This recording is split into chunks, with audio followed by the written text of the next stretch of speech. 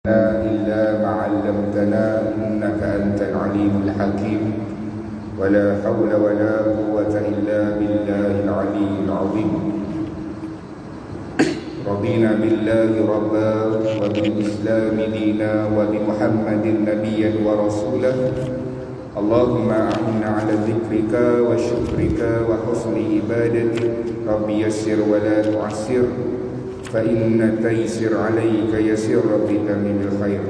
نويت اعتكاف في هذا مسجد سنة لله تعالى. Alhamdulillah, syukur kepada Allah Subhanahu wa taala dapat kita sama-sama menunaikan solat fardu maghrib secara berjemaah.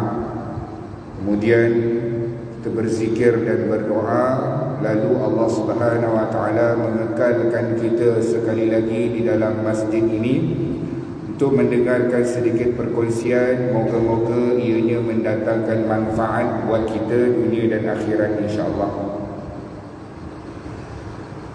Satu ketika dahulu kita semua berada di satu tempat, iaitu namanya alam roh. Alam roh ni tuan-tuan, di mana tak ada seorang pun di antara kita yang ingat memorinya. Tak ada siapa pun yang ingat memori di alam roh. Ketika itu, kesemua roh-roh ini duduk di satu tempat. Roh Nelson Mandela, roh P. Ramlee, roh Michael Jackson, roh Saidina Umar, kesemua roh yang pernah diciptakan oleh Allah Subhanahu wa taala duduk di satu tempat yang bernama alam roh. Kemudian Allah Subhanahu wa taala mengarahkan para malaikat, di mana para malaikat ini haruslah mengambil mana-mana roh tersebut yang telah diberitahu oleh Allah Subhanahu wa taala untuk ditiupkan ke dalam rahim ibu-ibu kita, mengikut zaman, tahun, masa dan ketika yang telah Allah Subhanahu wa taala tetapkan.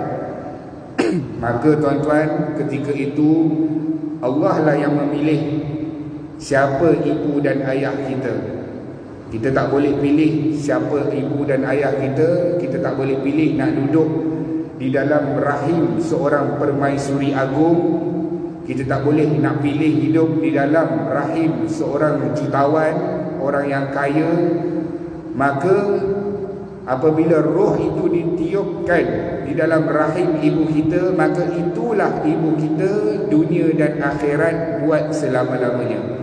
Tak boleh ditukar, tuan-tuan. Tak boleh ditukar. Sampailah kita dekat akhirat sekalipun sudah ditentukan syurga dan neraka, maka itulah ibu dan ayah kita. Bila kita berpindah daripada alam roh masuk ke dalam alam rahim, maka di dalam alam rahim ini tuan-tuan, ada Allah takdirkan duduk di dalam alam rahim 9 bulan 10 hari. Ada orang tak cukup 9 bulan 10 hari sebab ada komplikasi dan sebagainya, maka dia terpaksa dibedah, dilahirkan dalam keadaan dia lahir tak cukup bulan. Kena tahan dekat hospital dulu, duduk dekat dalam incubator tu. Nak bawa balik pun tak boleh. Sampailah waktu dia, doktor kata sesuai untuk dibawa balik, maka dia dibawa balik. Kemudian berpindahlah. Apabila dahir itu tuan-tuan, maka berpindahlah dia ke alam dunia. Alam dunia ni, inilah yang kita duduk sekarang. Ada yang Allah takdirkan dia duduk dekat dalam alam dunia selama 60 tahun. Ada orang baru lahir, baru berapa hari Allah takdirkan meninggal dunia. Dia dapat sempat duduk dekat dunia ni 2 hari sahaja. Ada masalah jantung, kemudian meninggal dunia. Bayi yang baru lahir.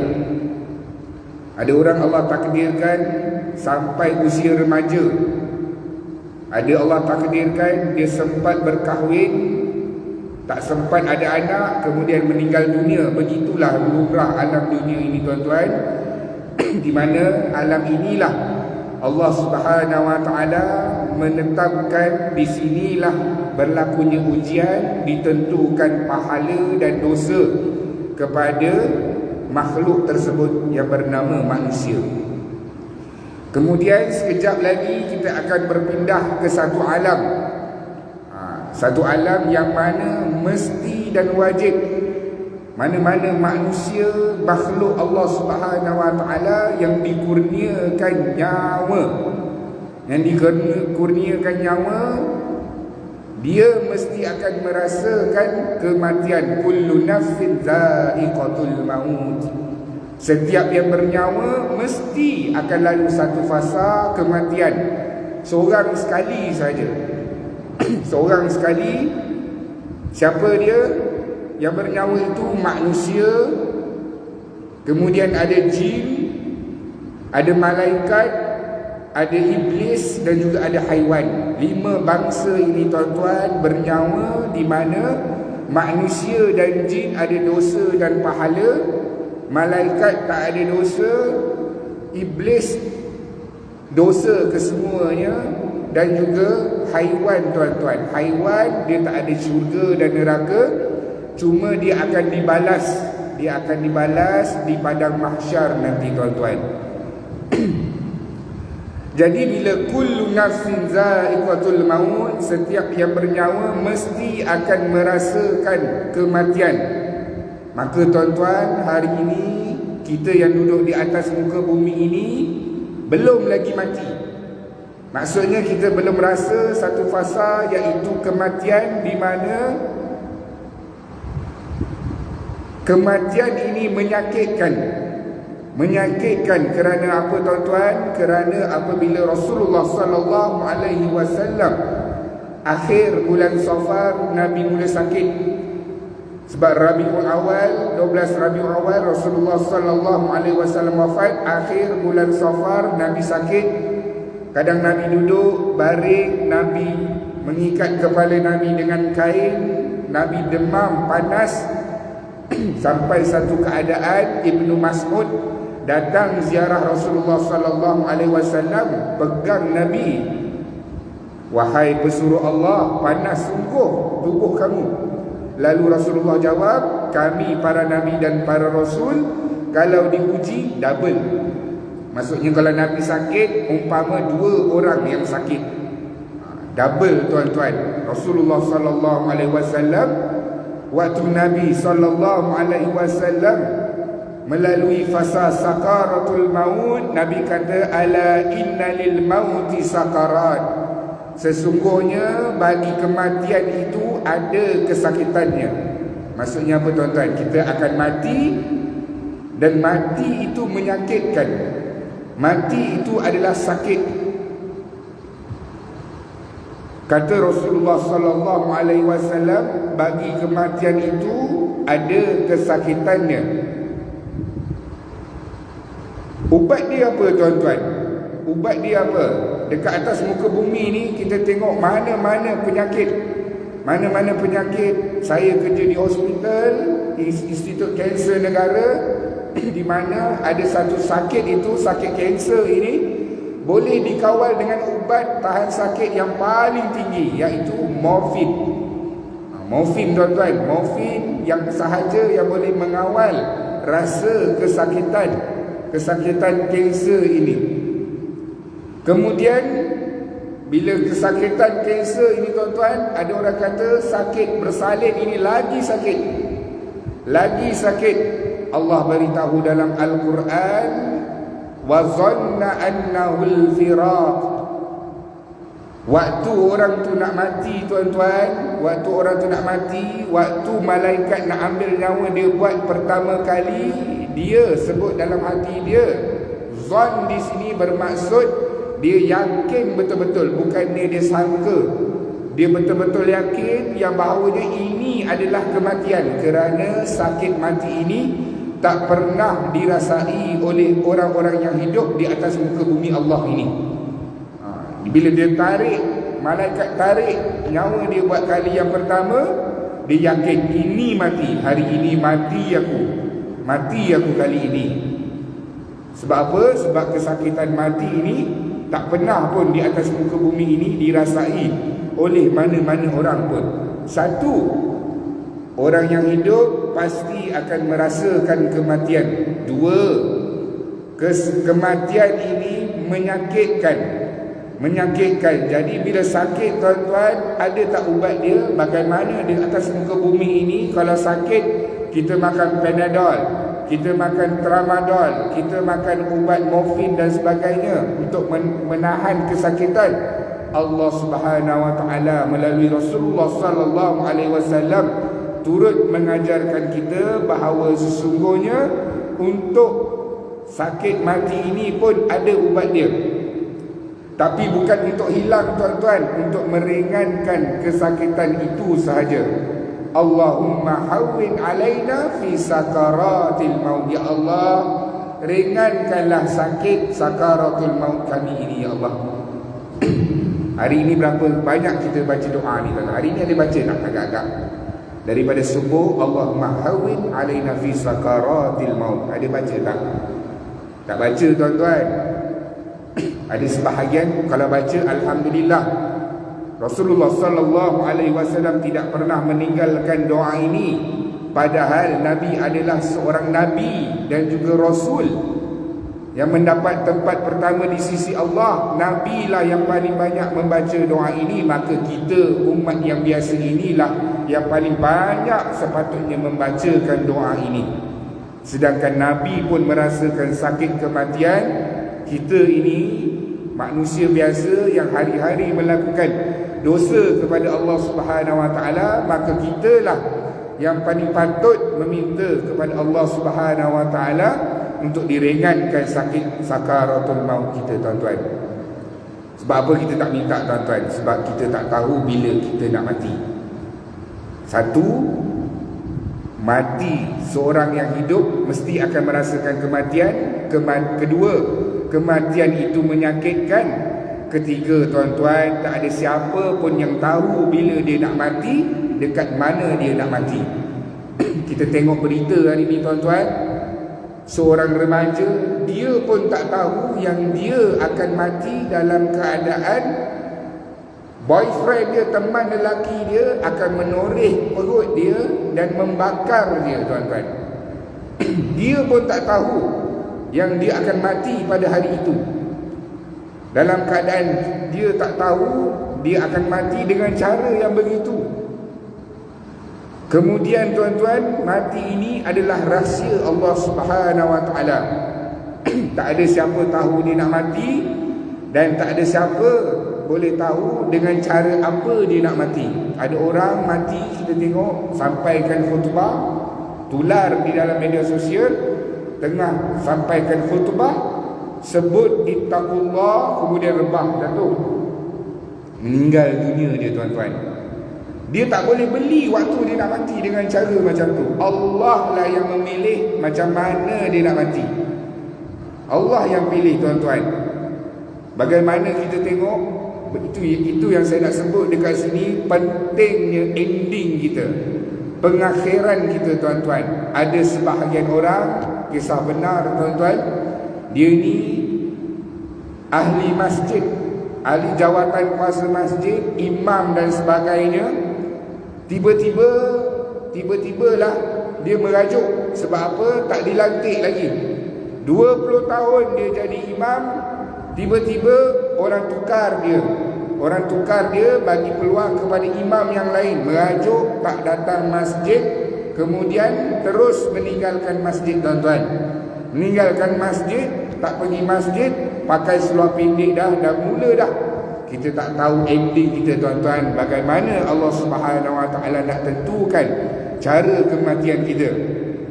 Dalam satu hadis yang sahih, bagaimana seorang lelaki tuan-tuan, saya yakin dan pasti semua orang tahu kisah ini. Dia ni bunuh 100 orang. Mana lagi nak cari jahat tuan-tuan? 100 orang dia bunuh. Bukan dia bunuh sekaligus. Mungkin bulan ni dia bunuh seorang, bulan depan 2 orang, 3 orang, selang 3 bulan, selang seminggu bunuh, sampai cukup 100 tuan-tuan. tiba-tiba dia nak berubah. Dia tanya dengan orang yang alim, bagaimana saya nak berubah? Orang alim tu kata apa? Apa yang menghalangkan kamu daripada untuk berubah? Maka tak ada apa-apa halangan. Lalu kamu ni kena pergi berubah. Kena pergi berubah. Tempat kamu duduk ini, rumah taman kamu ini, tak ada sembahyang jemaah, hari-hari pesta, hari kedai judi bersepah, kamu kena pindah. Pergi cari tempat yang elok sikit. Dalam perjalanan, belum pun sampai tuan-tuan, dia sampai rumah dia, dia packing-packing nak gerak ke tempat yang elok. Belum pun sampai tuan-tuan, dalam perjalanan Allah matikan dia tuan-tuan. Allah matikan dia dalam keadaan dia sahaja yang ada peristiwa ini. Dia sahaja, apabila dia mati, malaikat maut ambil nyawa dia, sepatutnya ada satu kumpulan malaikat sahaja yang datang. Sama ada malaikat rahmat ataupun malaikat azab. Tapi waktu dia mati itu tuan-tuan, dua kumpulan malaikat datang. Dua kumpulan malaikat datang. Jadi malaikat maut ni nak bagi roh dia ni kepada siapa? Kata malaikat rahmat, beri kepada aku. Sebab apa? Dia ini li'annahu ja'atan ibad bi qalbihi ila Allah. Hati dia ni membuat-buat dah nak berubah, memang sungguh-sungguh nak berubah, dan dia pun dalam perjalanan nak berubahkan diri dia. Maka berikan yang roh dia ini kepada kami. Kamilah yang akan bawa. Malaikat azab kata tidak. Berikan kepada kami.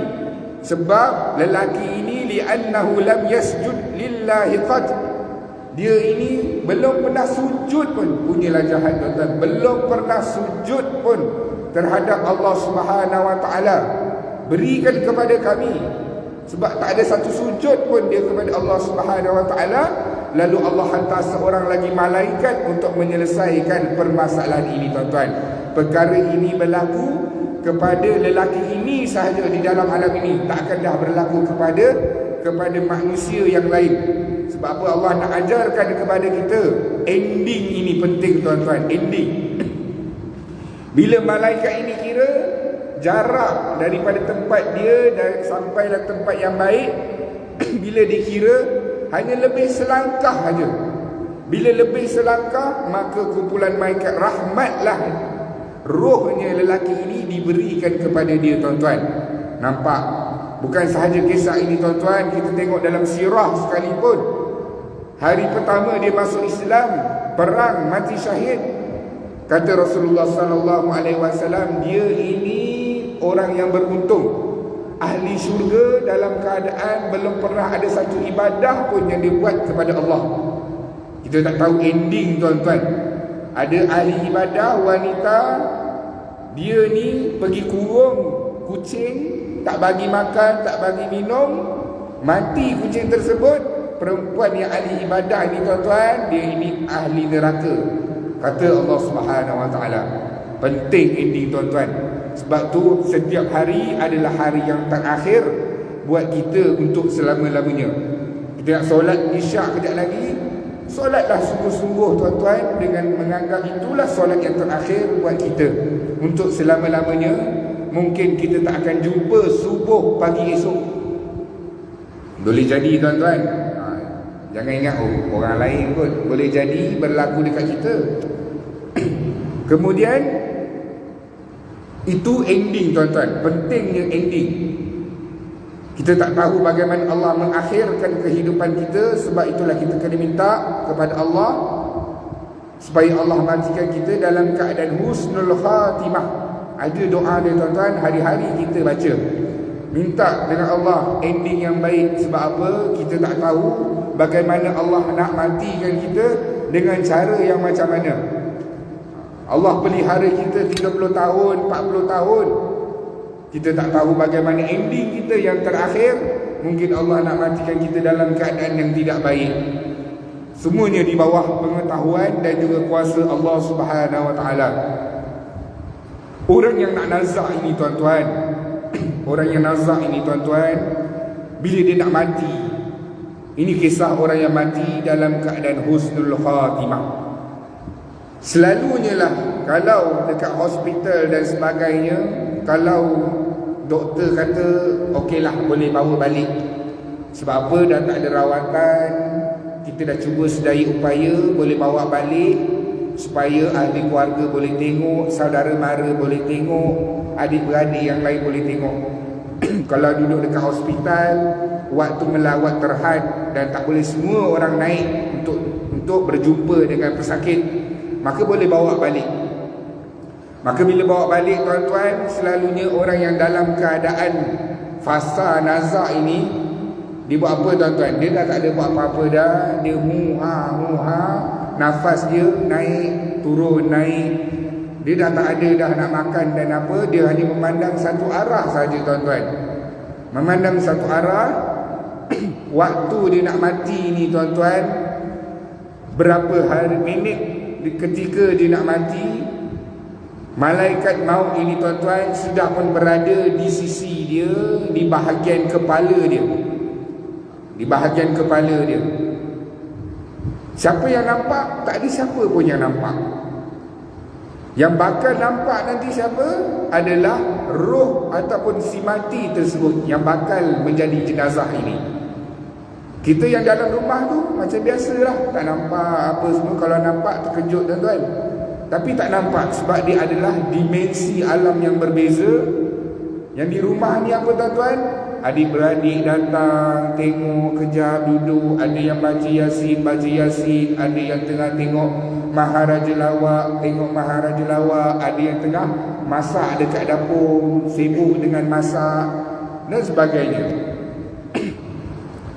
Jadi nak dekat-dekat dia mati ini tuan-tuan, orang yang husnul khatimah ini, waktu kalla idza balagatit taraqi wa qila man raq, waktu malaikat maut ini tarik nyawa dia buat kali yang pertama.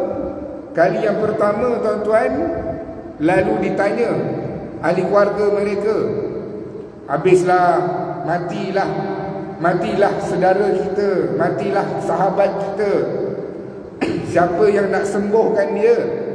Siapa yang nak sembuhkan dia tuan-tuan? Ketika itu 1000 doktor sekalipun, 1000 profesor sekalipun tidak akan dapat menyelamatkan dia daripada kematian itu.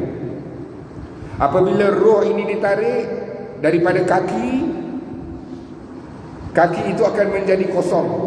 Daripada kaki naik ke lutut, naik sampai ke pinggang, naik sampai ke pusat, naik sampai ke dada, naik sampai di kita punya kerongkongan ini, sampai di sini tuan-tuan. Ketika itulah Allah Subhanahu wa taala membenarkan si bakal jenazah tersebut melihat dua alam. Dia akan mula melihat dua alam. Alam yang pertama itu adalah alam di dalam rumah dia, itulah dunia ini. Dia melihat suasana di dalam bilik dia. Dan alam yang kedua yang dia akan lihat adalah wajah malaikat maut, di mana wajah malaikat maut ini adalah merupakan kegurunan buat kita semua tuan-tuan. Sebab apa? Sebab kita tak tahu malaikat maut ini nak ambil nyawa kita dalam keadaan wajahnya yang bengis ataupun wajahnya yang bersinar-sinar. Kalau orang itu husnul khatimah, malaikat maut ini akan datang kepada dia dalam keadaan wajahnya bersinar-sinar, wajahnya dalam keadaan gembira, senyum dia kepada kita tuan-tuan. Tatanazzalu alaihilmul malaikah. Waktu malaikat ini datang nak jemput nyawa kita, malaikat ni kata apa? Ala takhafu wa la tahzanu. Jangan takut, jangan bimbang. Jangan takut, jangan bimbang, jangan risau. Lepas ni yang nak berlaku ini semuanya perkara yang baik-baik. Jangan sedih, ikut aja tentatif program perjalanan yang kami nak aturkan ini. Kata para malaikat, jangan takut, nahnu awliya'ukum fil hayatid dunya wa fil akhirah. Kata malaikat, kami akan uruskan urusan ini dunia dan akhirat. Urusan kamu di akhirat pun kami akan uruskan. Di dunia, anak-anak kamu ke isteri-isteri kamu pun kami akan pelihara. Bayangkan tuan-tuan betapa senangnya hati kita pada ketika itu.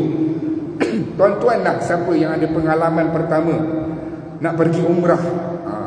Pengalaman pertama nak pergi umrah, macam-macam kita risau. Ni nak pergi mana ni, kan Masjid Nabawi dia pintu mana kan, kalau tak ikut rombongan kan sesat dan sebagainya. Tak tahu nak pergi makan kat mana, kan nak pergi nak ambil wudu, jauh ke tak wudu itu. Nak pergi semayang maghrib, nak bertolak berapa jam awal baru dapat soft yang keberapa, ataupun nak kena semayang kat luar. Macam-macam dalam fikiran kita tuan-tuan. Tapi tiba-tiba orang yang sebilik dengan kita tu, dia ada pengalaman buat umrah. Dia kata tak apa pakcik ikut saya. Pakcik nak pergi mana ke, nak pergi bilik air ke, nak duduk soft mana ke, saya boleh tunjukkan. Sebab apa? Saya pergi kali kelima, saya boleh tunjukkan. Senang tak hati kita tuan-tuan? Senang, lega hati kita. Begitulah juga orang yang nak mati ini, apabila roh dia diambil oleh malaikat maut. Malaikat maut ini dan juga pasukan malaikat rahmat ini tuan-tuan, yang berada di dalam rumah itu. Malaikat maut bersama dengan pasukan malaikat rahmat bersusun-susun sampailah naik ke langit. Kita dalam rumah tak nampak lah yang datang melawat tu tuan-tuan. Cuma si mati itu dia akan melihat. Dia akan melihat, dan bila dia melihat, bila malaikat sebut perkataan tersebut, senang tak hati dia tuan-tuan? Senang. Alhamdulillah aku mati dalam keadaan baik. Alhamdulillah malaikat maut jemput aku dalam keadaan wajahnya yang berseri-seri. Masa itu tuan-tuan, kita boleh rasa lega kerana kita tergolong sebagai seorang yang mati dalam keadaan husnul khatimah. Roh kita tuan-tuan, apa yang berlaku apabila dah dicabut nyawa, roh kita keluar dalam keadaan cepat. Sakit tetap akan rasa. Sakit mati tak boleh dielakkan. Wali macam mana pun, Rasulullah pun merasakan sakit. Cuma orang yang mati dalam keadaan husnul khatimah, kata Rasulullah sallallahu alaihi wasallam, roh dia keluar daripada badan dia umpama sebuah bekas yang berisi air lalu dicurahkan. Laju tak tuan-tuan? Laju. Rohnya keluar dalam keadaan laju, dan sakit itu dirasakan. Bezanya sakitnya rasa tidaklah lama. Sakit dia sekejap sahaja tuan-tuan. Sebab apa? Roh yang baik ini memang rindukan Allah, rindukan Rasulullah. Maka dia tidak sabar-sabar untuk keluar daripada batang tubuh tersebut. Sebab apa? Memang rindu tuan-tuan. Hari ini pun, kalau sekarang saat ini pun nak dicabut nyawa dia tuan-tuan, dia menerimanya. Sebab apa? Hari-hari dia teringat kepada Allah, teringat kepada Rasulullah sallallahu alaihi wasallam. Tuan-tuan pernah tak rasa rindu dengan Allah? Rindulah tuan-tuan. Sebab apa? Hari-hari kita solat dalam keadaan kita beriman, kita yakin Allah ada. Bezanya kita, orang yang beriman ini, kita yakin Allah ada. Kita sembah Allah seperti kita melihat Allah. Kalaupun Allah tidak melihat, kita tidak melihat Allah, Allah melihat kita. Dan kita tidak pernah pun mendengar bicara daripada Allah. Kita nak dijemput oleh Allah, maka gembiralah dia tuan-tuan. Sebab apa? Dia nak berjumpa dengan Allah Subhanahu wa ta'ala. Lalu roh ini dipakaikan dengan kain kafan daripada syurga, dan juga wangi-wangian daripada syurga. Bukannya minyak wangi yang ada di atas muka bumi Allah ini. Saya pernah jumpa minyak wangi lah, dalam pengalaman saya, harga 1,000 lebih sebotol. Tak tahulah tuan-tuan yang mana pernah melihat minyak wangi lebih daripada 1,000 lebih. Tapi minyak wangi 1,000 lebih tu pun dah melekat bau dia 2 hari 3 hari. Bau dia tuan-tuan. Kualiti ini wangi-wangian syurga tuan-tuan, yang Allah nak bagi ini tak pernah kita lihat daripada mata, tak pernah kita dengar, dan tidak juga pernah kita rasa dan terfikir tuan-tuan. Barang daripada syurga, dipakaikan kain kafan syurga dan juga wangian-wangian syurga, lalu dibawa naik ke langit. Mana-mana yang tak pernah naik kapal terbang, yang tak berkemampuan, tak apa tuan-tuan, satu hari nanti kita juga akan naik ke langit. Bezanya yang membawa kita ketika itu adalah para malaikat. Malaikat bawa sampai di langit yang pertama. Langit pertama, pintu langit pertama ini ditutup. Waktu bila pintu langit ini terbuka? Waktu bulan Ramadan. Kesemua pintu langit ini terbuka. Waktu roh kita nak naik sampai di langit pintu yang pertama, lalu ditanya oleh malaikat penjaga langit pintu pertama, siapa ini? Kami bawa roh Fulan bin Fulan. Maka malaikat langit pertama ini tengok dalam senarai ada tak nama dia. Maka ada nama dia di dalam senarai tersebut. Maknanya apa tuan-tuan? Ada orang nama dia tak ada senarai tuan-tuan. Yang ada senarai sahaja dalam list tersebut baru dibenarkan naik. Bila naik langit yang pertama, keseluruhan malaikat memuji roh tersebut. Roh siapa ni? Roh Fulan bin Fulan. Disebutkan nama yang disuka di atas muka bumi Allah.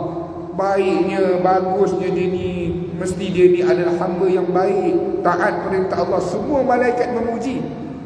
Naik langit yang kedua, begitu juga yang berlaku. Sampailah di langit yang ketujuh, tuan-tuan, apa yang berlaku? Kita akan mendengar kita akan mendengar bagaimana Allah Subhanahu Wa Taala memuji kita.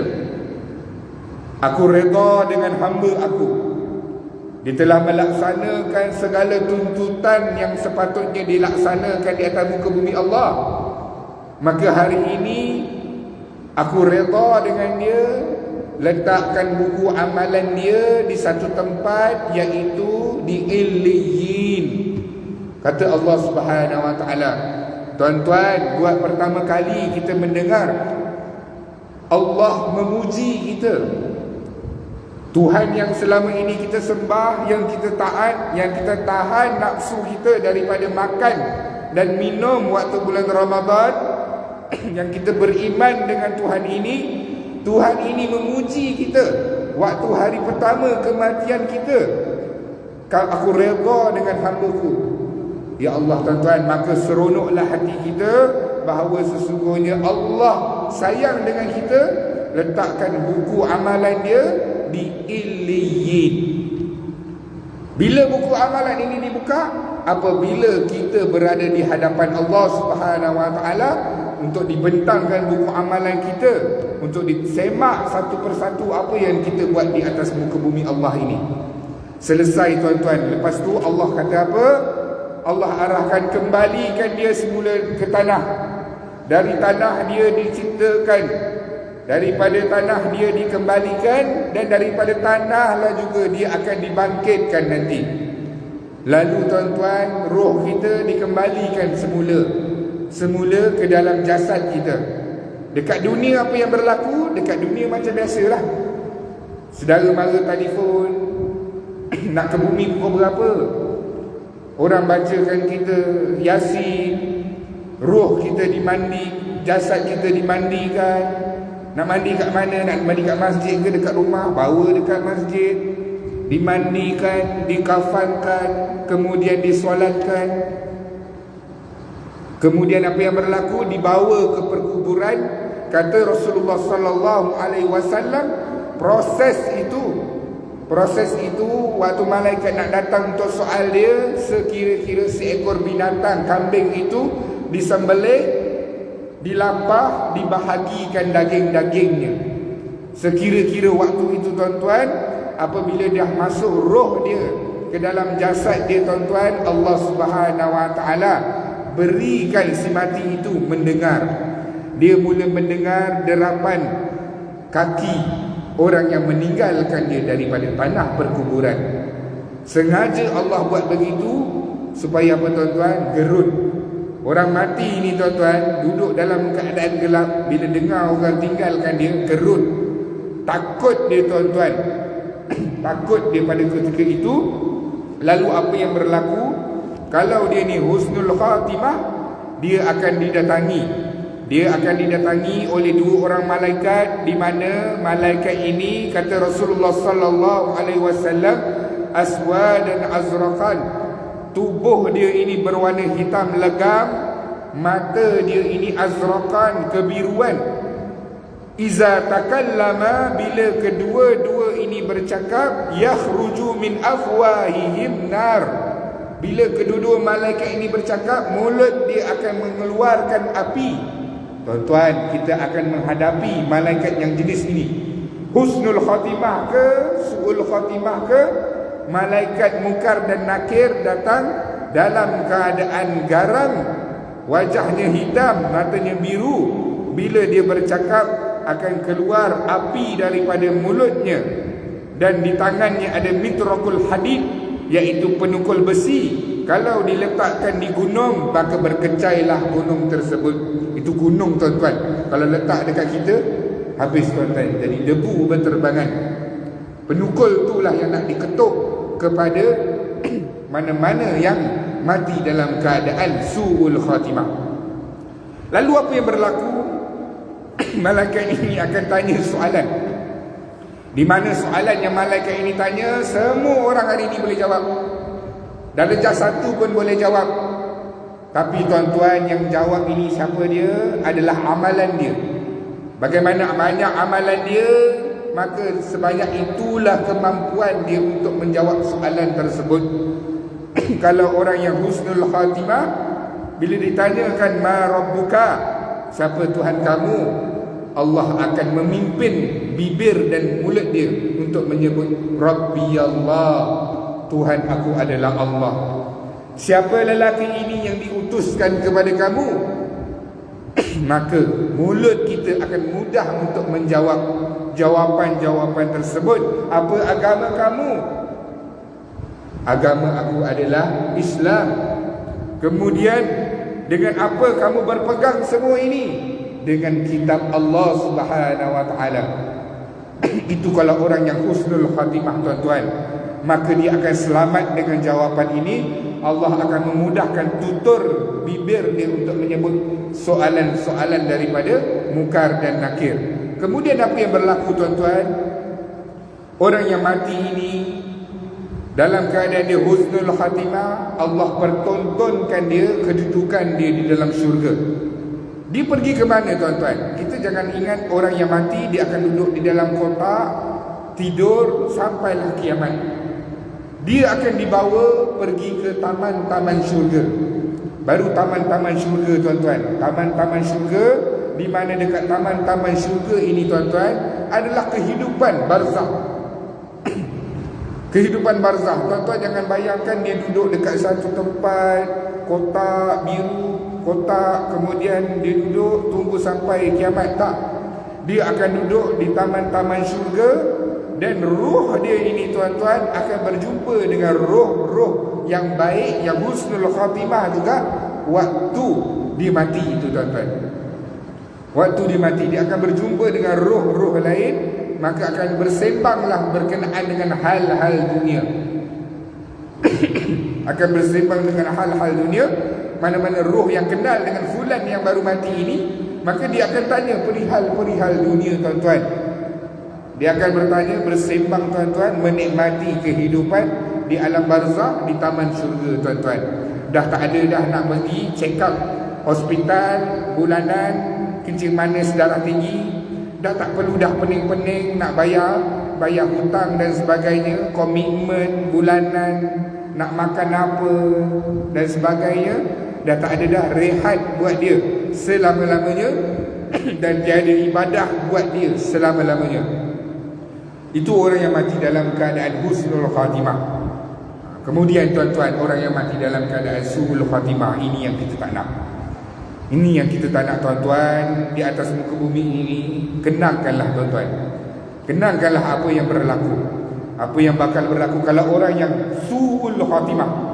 Bila dia su'ul khatimah, tuan-tuan, roh dia ini akan berpaut sungguh-sungguh dalam tubuh tersebut. Sebab apa? Sebab tak nak mati, tak bersedia. Ruh dia akan berpaut, berlari-lari di dalam tubuh tersebut, sehinggalah malaikat ini terpaksa merentap kuat roh dia tersebut. Tuan-tuan, ibarat apa? Ibarat daging yang melekat di duri-duri lalu ditarik, tuan-tuan.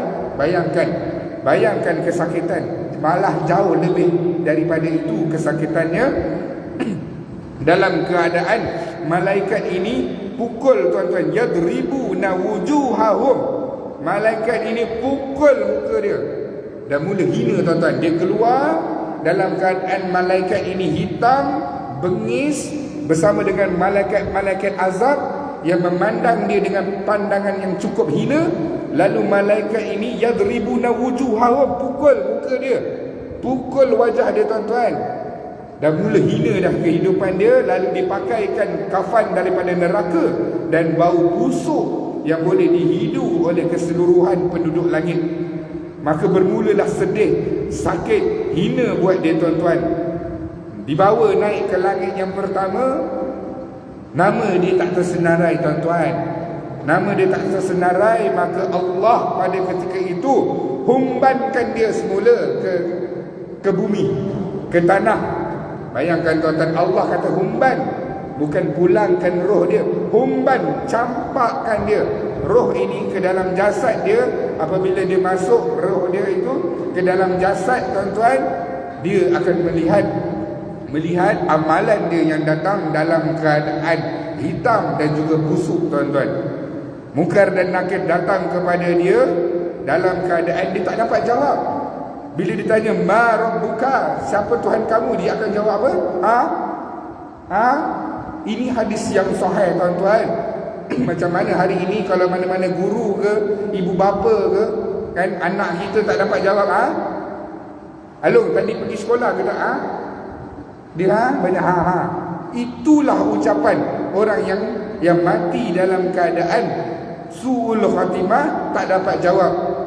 Dia la adri, aku tak tahu. Walhal di atas muka bumi dia tahu jawapan tersebut. Tapi yang jawab itu, tuan-tuan, adalah amalan dia. Macam mana amalan dia nak membantu dia, tuan-tuan? Kalau bacaan Quran dia pun waktu dia sekolah rendah dulu, itulah yang terakhir. Macam mana amalan dia nak tolong dia, tuan-tuan? Kalau solat 5 waktu dia pun tak sempurna. Subuh dia tak solat, maghrib dia solat, isyak dia tak solat, esok subuh dia tak solat, zuhur sampai isyak baru dia solat yang isyak. Tuan-tuan, orang yang begini, tuan-tuan, amalan dia tak dapat nak jawab soalan dia, tuan-tuan. Maka apa yang berlaku, roh dia ini akan diketuk oleh malaikat maut dengan penukul tadi, mitraqul hadid tadi. Maka hancur dan leburlah tubuh dia, tuan-tuan. Mati tak, tuan-tuan? Dah tak mati dah, hancur. Maka bercantumlah semula tubuh badan dia. Ulama nadijat juluduhum badalnahum juludan ghairaha liyazuqul adab. Setiap kali bila hancur, musnah tubuh dia, pecah ke, Allah gantikan semula dengan yang baru. Semoga dia dapat merasakan azab itu berulang-ulang kali. Dia kalau orang yang mati terbakar, tuan-tuan, mati terbakar, dah bakar, mati, selesai. Ini masalahnya, tuan-tuan, tak mati. Sebab apa? Tadi dah mati dah. Allah dah kembalikan roh, maka dia akan diazab dan dia dah tak akan rasa dah kematian. Yang dia akan rasa kesakitan, busuk, hina dan selama-lamanya, tuan-tuan. Dua negeri sahaja, sama ada taman syurga ataupun lubang-lubang neraka. Tak boleh pilih yang tengah-tengah, tuan-tuan. Atas muka bumi ni kita boleh pilih nak duduk Kota Seri Emas, nak duduk Merpati, nak duduk Elstek. Boleh pilih, tuan-tuan. Dekat akhirat Allah, dekat barzah, dua tempat sahaja, taman syurga ataupun lubang neraka. Tak boleh pilih. Tak, ya Allah, boleh tak aku nak duduk dalam liang lahat ni saja, tak nak pergi taman syurga, tak nak pergi lubang neraka, nak duduk sini diam-diam je. Boleh tak, ya Allah? Tak dibenarkan, tuan-tuan. Kita akan dipertanggungjawabkan apa yang kita buat di atas muka bumi Allah. Yang terakhir, salah satu azab di dalam kubur. Di dalam kubur, tuan-tuan, tuan-tuan dengar, tuan-tuan tengok apa yang orang ni buat di atas muka bumi suatu ketika dahulu, di mana Nabi pernah diperlihatkan azab kubur apabila siksaan ini, di mana seorang lelaki dia dibaringkan ke kemudian ada seorang yang mengambil batu yang besar lalu dihempaskan kepada muka dia. Waktu muka dia dah hancur, waktu nak elok balik muka dia, nak bercantum semula, orang tu nak ambil batu yang lain untuk nak dihempaskan semula. Tuan-tuan, perkara itu berlaku berulang-ulang kali. Maka orang ini, tuan-tuan, kata Rasulullah sallallahu alaihi wasallam, Nabi tanya dengan para malaikat. Malaikat jawab, orang ini dia faham Al-Quran. Nampak tuan-tuan sifatnya? Faham Al-Quran. Faham Al-Quran ni maksudnya apa, tuan-tuan? Dia tahu minum arak itu haram. Dia tahu puasa itu wajib. Maksudnya dia tahu. Dia tahu dosa dan pahala. Dengan keadaan dia memahami Al-Quran, tapi dia tidak mengamalkannya. Tuan-tuan, hati-hati mana-mana diri kita yang melaksanakan, berbuat kejahatan yang seperti ini. Dua, Nabi melihat seorang yang memegang sabit. Sabit itu diletakkan di mulut dia dan dia menoreh sabit itu sehingga habis di bahagian kiri mulut dia. Waktu nak bercantum, dia ambil sabit yang tersebut, dia sabit pula yang sebelah kanan, tuan-tuan. Siapa orang ini, tuan-tuan? Dia buat benda ini berulang-ulang. Orang yang mengadu domba. Apa dia? Orang yang menipu, menyebarkan fitnah, yang dia tak tahu pun asal usul cerita tersebut. Habis dia cerita kat orang. Masuk masjid, nak masuk sof, dalam perjalanan, kau tahu tak dia ni, kau tahu tak haji tu dia ni, kau tahu tak dia ni, perangai dia ni, dia ni pergi ke masjid. Habis mulut dia, tuan-tuan. Dia sebut fitnah, dosa dan juga aib orang. Di barzah nanti dia akan mengait, mencederakan mulut dia dalam keadaan berulang-ulang sehinggalah hari kiamat, tuan-tuan. Maka tuan-tuan, hari ini kita dah dengar perjalanan barzah di mana dengan husnul khatimah, dengan su'ul khatimah secara ringkas. Maka tuan-tuan, di atas muka bumi ini kesemua di antara kita berpeluang untuk mati dalam keadaan husnul khatimah. Sebab apa saya kata berpeluang? Sebab kita masih di atas muka bumi Allah. Kita belum mati. Kita belum sampai salah satu tahap sebut kepada Allah, Rabbirji'un, ya Allah pulangkan aku semula, la'ali amal salihan fi ma tarat, nak buat amalan. Lalu Allah kata apa? Kalla innahu kalimatun huwa qailuha, ini adalah perkataan yang sia-sia saja pada hari ini. Wa min wara'i barzakhun ila yaumi yub'atsun, kamu duduklah dekat barzah ini sampai dibangkitkan kiamat. Maka dah duduk atas muka bumi Allah ini, tuan-tuan, hisap diri kita, tak payah tengok orang lain. Tengok diri kita, analisa diri kita, tengok mana kebaikan dan keburukan kita, perbaiki. Semoga Allah Subhanahu Wa Taala himpunkan kita di dalam taman syurga dan matikan kita dalam keadaan husnul khatimah, insya-Allah. Sekarang itu dulu, tuan-tuan. Yang baik datang dari Allah, yang lemah adalah kelemahan saya sendiri. Moga-moga Allah himpunkan kita di dalam syurga Allah Subhanahu Wa Taala. A'udzubillahi minasyaitonirrajim. Bismillahirrahmanirrahim.